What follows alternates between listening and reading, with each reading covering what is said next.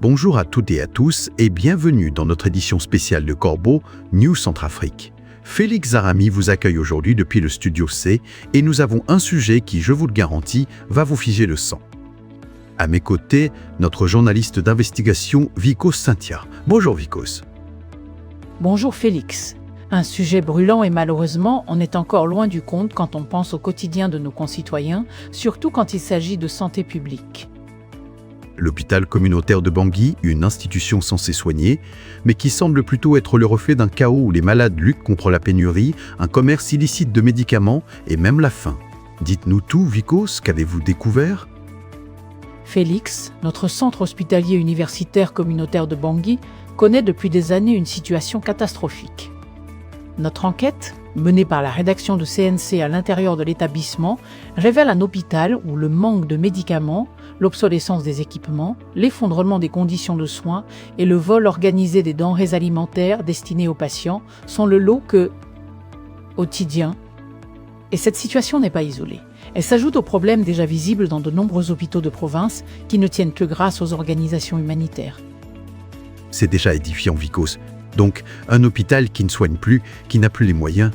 Mais alors, concrètement, quand on rentre dans ces services, qu'est-ce qu'on voit ? Partout où nous sommes allés, Félix, la situation est édifiante. Le matériel médical ne répond plus aux besoins élémentaires. Les médicaments essentiels sont souvent introuvables. Les lits pour les malades sont bien trop peu nombreux devant l'afflux des patients, tandis que le personnel qualifié s'amenuise d'année en année. C'est un délitement constant. Un délitement ?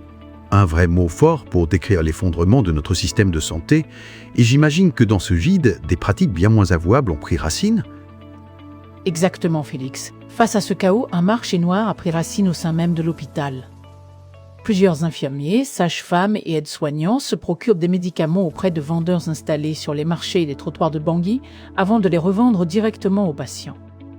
Les familles n'ont souvent d'autre choix que d'acheter ces produits, sans aucune garantie sur leur provenance, leur qualité ou leur date de péremption. C'est une trahison pure et simple de la confiance des malades. Vico. Acheter des médicaments sans savoir ce qu'ils contiennent, c'est mettre sa vie en jeu. Mais les problèmes ne concernent pas que les soins, n'est-ce pas ? Il y a aussi le ventre ? Oui, Félix, les problèmes ne s'arrêtent pas au traitement. Ils persistent jusque dans l'assiette des malades. Notre enquête à la rédaction de CNC a révélé une organisation minutieuse derrière la spoliation des repas destinés aux personnes hospitalisées. Depuis de nombreuses années, des vols de viande et de poissons livrés à la cuisine de l'établissement sont monnaie courante. Un vol organisé, c'est ce que vous dites ? On retire la nourriture des malades ? C'est insensé ? Oui, Félix. Les morceaux nobles sont prélevés avant même la préparation des repas. Ils sont revendus en douce à des commerçantes installées aux alentours de l'hôpital.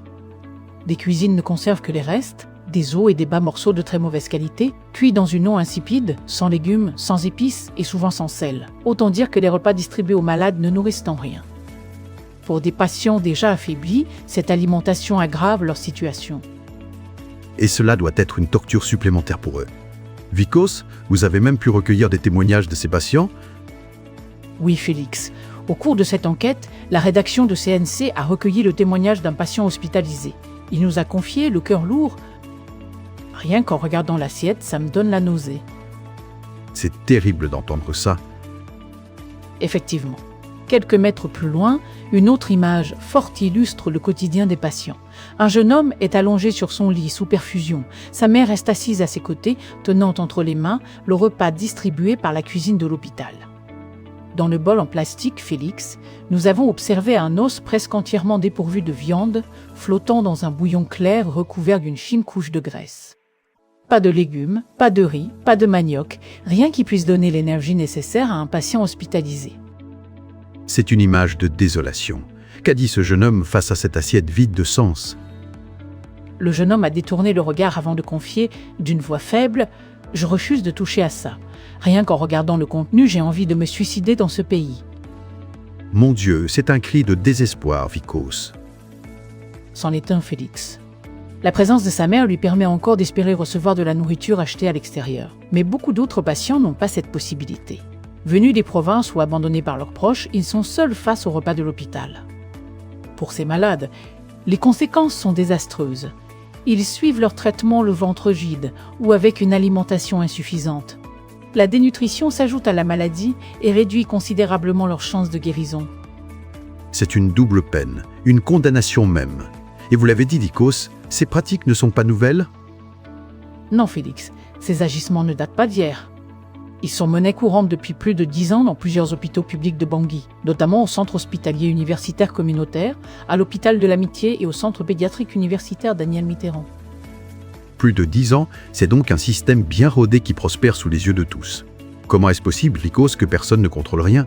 L'empereur Faustin Archange Touadéra n'est-il pas informé de la situation? C'est la grande question, Félix. Contrairement aux administrations financières, régulièrement soumises à des audits et à des missions d'évaluation internationale, les hôpitaux publics centrafricains tournent sans aucune supervision sur la gestion des médicaments, des équipements ou de l'alimentation des patients. Ce vide de surveillance permet à ces pratiques de prospérer. Pendant que l'argent et les ressources pour les malades s'évaporent, les patients se battent, leur vie en jeu chaque jour un peu plus.